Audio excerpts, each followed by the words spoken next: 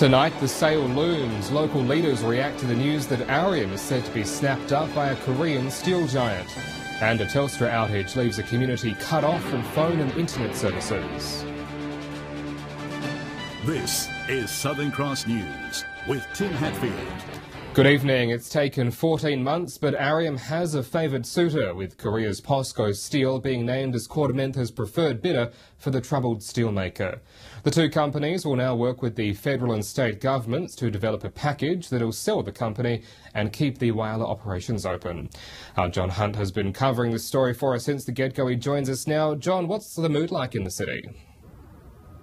Well, the prevailing emotion is cautious optimism, Tim, with most people I've spoken to waiting for a final signature on the dotted line before celebrating. The announcement is another stage in the process, with negotiations now underway to get POSCO's bid over the line. After a sale process of 9 months that attracted over 10 suitors, the race to buy Arium's Australian operations is down to one. Quartermentha made the announcement last night, revealing the Korean steelmaker had been selected as a preferred bidder over British firm Liberty House. In a statement, Mark Mentha thanked Liberty for their bid and asked for patience, saying the administration of Arium was one of the most complex in recent memory. The sale process now moves into the final stages, with the state and Commonwealth to be further involved. State Treasurer Tom Crutzen-Tonus says the Upper Spencer Gulf deserves a quick resolution. It's a big step forward, and quite frankly, I think the people of Whyalla and the Upper Spencer Gulf have been through enough. We need to get this to a conclusion as quickly as we possibly can. Now, POSCO is one of the largest steel companies in the world and has a history of courting Arium. It made $1 billion bid for Arium back in 2012 with similar modernising plans, only to be knocked back by the board. Reports earlier this week suggested POSCO were looking to spend over $1 billion on the ageing Whyalla Steelworks to revolutionise its processes. The reported plans included moving towards a Finex process of making steel and developing greater power generation capabilities. Now, as the news swept through Whyalla last night, the reaction, as I said, was one of measured confidence. Local leaders say they want a signature before they get too excited. News of Arium's potential career change is being taken with a pinch of salt, as no final deal has been reached. The head of the Chamber of Commerce says it's now up to governments to secure Whyalla's future. Remember that this is a community that's looking for support and looking for a very clear outcome. Business activity has been devastated by Arium's collapse, with people cutting back spending. Mr. Hayes says any news on an owner shouldn't detract from Whyalla diversifying its one industry economy. We look at those alternatives as well to support what we have here as manufacturing and mining, and add to that as our economic base. And the Mayor says while we shouldn't pop champagne corks just yet, she believes there are bright days ahead. She's confident the proposed investment in the town will set it up in the long term. I think it'll be the best outcome for Whyalla. There'll be investment in Whyalla, big investment in Whyalla, so it's good news for us. For workers, they've endured a torrid year, with their livelihoods under threat. Union heavyweights say members have one request for the government: get the deal done. They want this done. They want to see the government come forward, find that extra level of support to make sure that the final announcement can be made. And both our local and federal state MPs are confident there'll be good news in a couple of weeks. I spoke with Arthur Sinodinos yesterday and Mark Mentha, and I'm very confident we will get there with the South Australian government. We've still got some hurdles to clear, but what they're looking at, if delivered, will be incredibly exciting for Whyalla. Now, the parties still have to dot the I's and cross the T's before a sale is fully signed off. But this is the news Whyalla has waited a year to hear. So hopefully it's a smooth process from here on in and into the future. Tim? Hopefully, John, and I'm sure you'll be right on top of it right up until that deal is signed. Thank you, John Hunt in Whyalla there. Well, let's go to Amelia Simpson in Port Augusta now. Amelia, is the news that the sale is close generating a good feeling for the whole region? Well, Tim, responses from the rest of the Iron Triangle have been nothing but congratulations for Whyalla. Both cities can attest to just how important these key companies are to the region. With here in Port Augusta, we're recovering from the Alinta Power Station closure last year, and Port Pirie is thriving with the transformation of Near Star. Port Augusta's Deputy Mayor Mr Benbow says Ariam's announcement will only benefit the region. I think it's fantastic, not only for the region, for Whyalla itself and South Australia and Australia, to have the product still built in our country. With the Korean consortium, the preferred bidder for the Whyalla Steelworks, he says commuters and businesses based in Port Augusta are relieved. We have a number of people that transfer to Port Augusta each day to work at Ariam and in one steel plant, so it's for everyone. It's growth, and hopefully once it's signed off and done, everybody gets the confidence, particularly the small businesses, that will support One Steel and Ariam. So yeah, it's across the board, it will benefit everyone. Port Pirie's Chamber of Commerce chair says after Whyalla faced the uncertainty over the steelworks for months, the move is restoring the region's confidence. Near Star with nearly completion of its transformation. We've got Port Augusta now with renewable energy projects and the Sundrop project. We've got now, hopefully, the security of Ariam going forward with Whyalla, so it shores up this whole region, which is fantastic.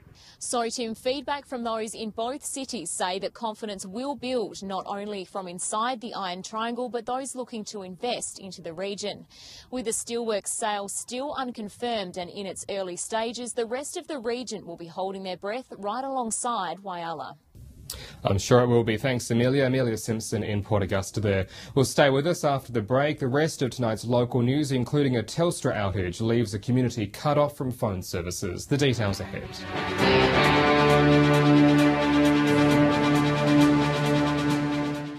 Welcome back. Peterborough residents have been left without phone coverage for 3 days now. The inconvenience has seen businesses lose thousands of dollars, and so far Telstra can't say when services will return.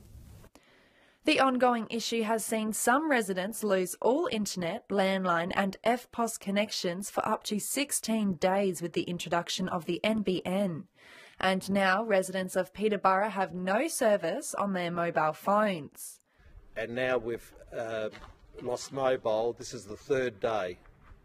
And all we get is, we understand. They don't understand. Business owners are feeling the financial strain, losing thousands of dollars in profit. Around $5,000.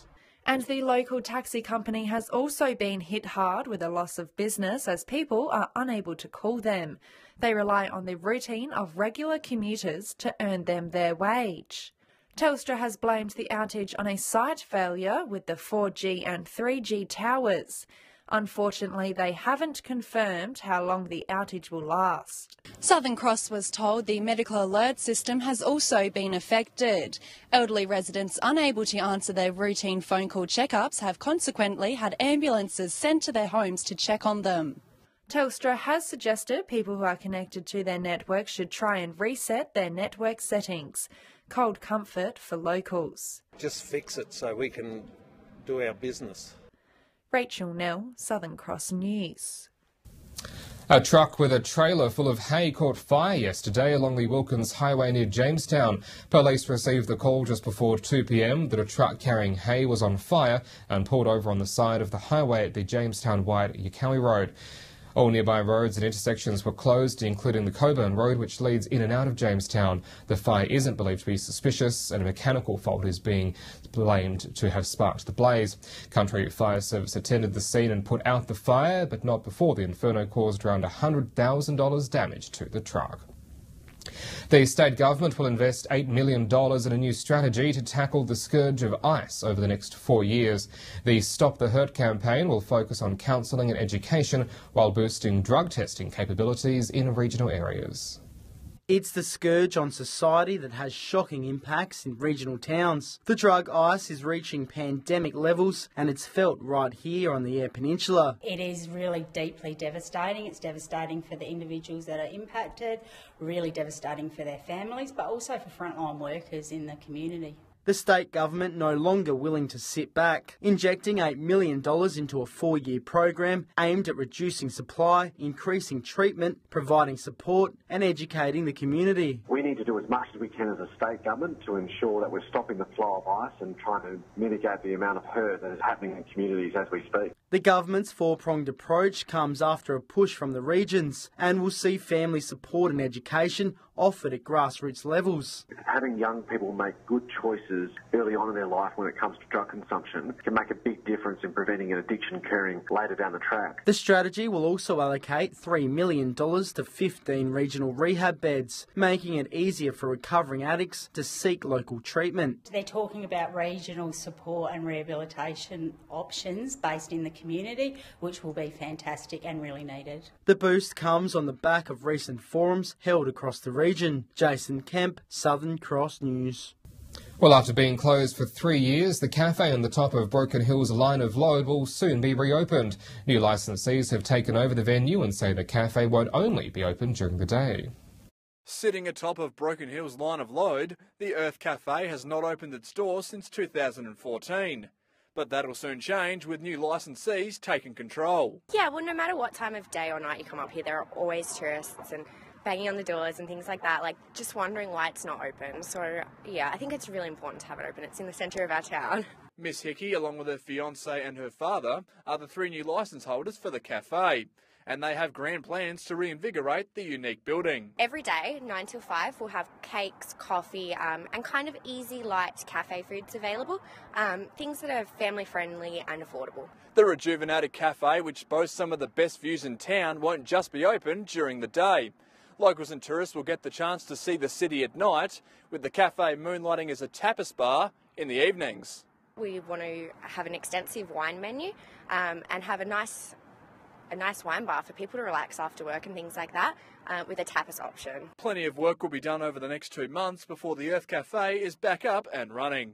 Patrick Roinke, Southern Cross News. Firefighters in Port Augusta are receiving training on the new combination aerial pumping appliance known as Kappa after it was unveiled in Whyalla last month. The mechanical ladder allows the MFS to perform rescues at a height and can also travel to Port Lincoln and Port Pirie.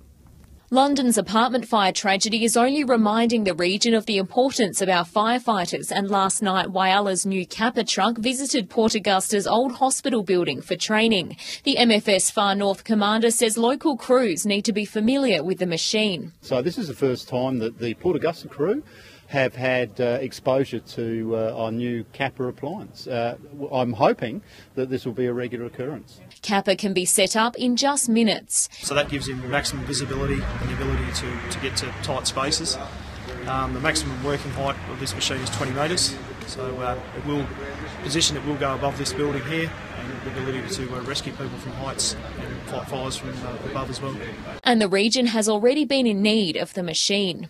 Only a week ago, the Whyalla crew rescued a 7-year-old boy from a 20-metre light tower.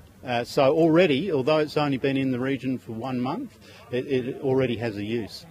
On call to Port Lincoln, Port Pirie and Port Augusta, the Whyalla-based truck means MFS crews can do more, with further training to be held later in the year. Well, this particular piece of equipment to come from Whyalla, we're looking at approximately 1 hour. So the crews here at Port Augusta could stabilise the situation until that piece of equipment arrived from Whyalla. An hour's not that long when you think about it. Amelia Simpson, Southern Cross News. Well, stay with us. When we return after the break, Broken Hill bikers preparing for the weekend's big poker race. The details ahead.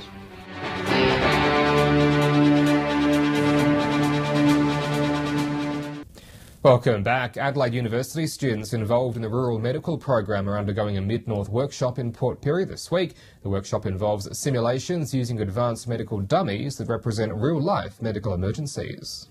The workshop at GP Plus Centre provides students with a valuable week of intense medical training. Today we're doing anaesthetics and emergency care, which involves simulations where we perform on dummies and also have interactions with patients. The Rural Medical Program has 49 fifth-year students based around South Australia for the entire academic year. We take students for a whole year. They stay in the community, they're based in general practice.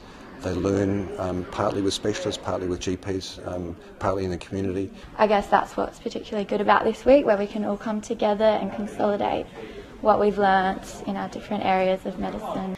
It's all about giving students the opportunity to practice their skills in a teaching environment. One of our key things that happens in our program is mentoring, which we use to look after our students and make sure they do really well. Rachel Nell, Southern Cross News. The Broken Hill Mountain Bike Club is getting ready for one of its biggest events of its calendar. The annual Silverton Hotel Poker Race will be held tomorrow, but they say you don't have to be the fastest to win the grand prize. Some last-minute training before a special event. It's the club's premier event, and a lot of organisation goes into it, and the weather's in our favour as well, Patrick, so it's looking for a really good day. The 19th annual Silverton Hotel Poker Race will see riders complete 5 laps of the Silverton Heritage Trail. It's all about fun and getting out and embracing the great outdoors and the magnificent heritage trail that is out at Silverton. And it's not just about finishing first. If Lady Luck is on your side, you can complete your laps at a leisurely pace and still take home the grand prize. On the completion of each lap, a playing card is allocated, and by the end of the 5 laps, whoever's got the best poker hand wins the major artwork. The unique race never fails to attract local and interstate riders. Registration is from 9:15, the race getting underway at 11 at the Silverton Hotel. So anyone who's got a push bike who thinks they might be up to the challenge, and remember there's fine artwork, and it doesn't matter how quick you complete this event. Get on your bike, get out to Silverton on Saturday morning. Patrick Reinke, Southern Cross News. Well, time now to see just who our experts are backing now as footy gets back into it this weekend. Here's this week's Footy Tips.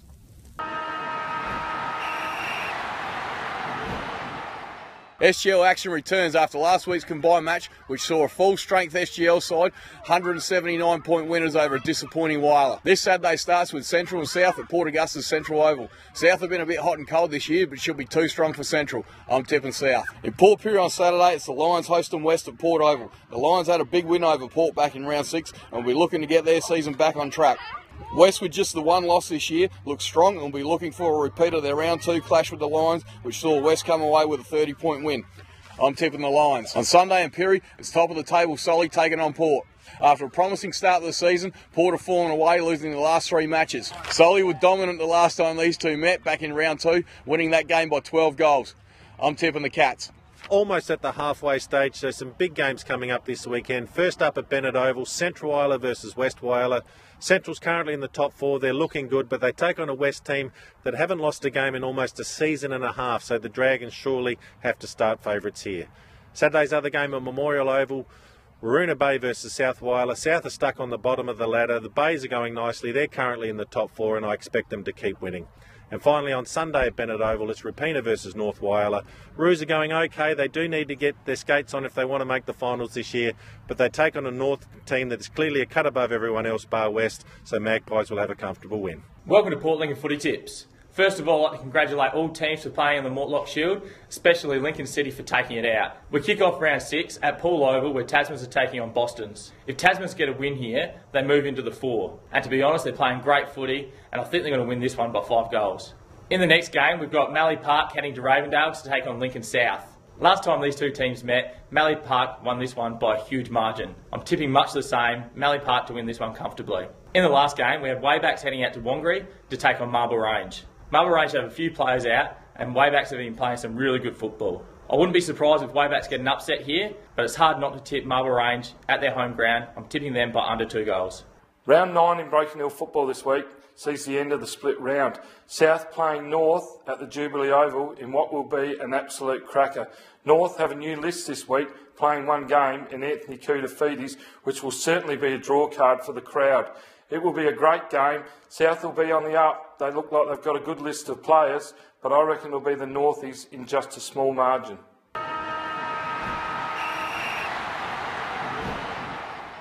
You'll stay with us after the break. A look at your local weather as we roll into the weekend.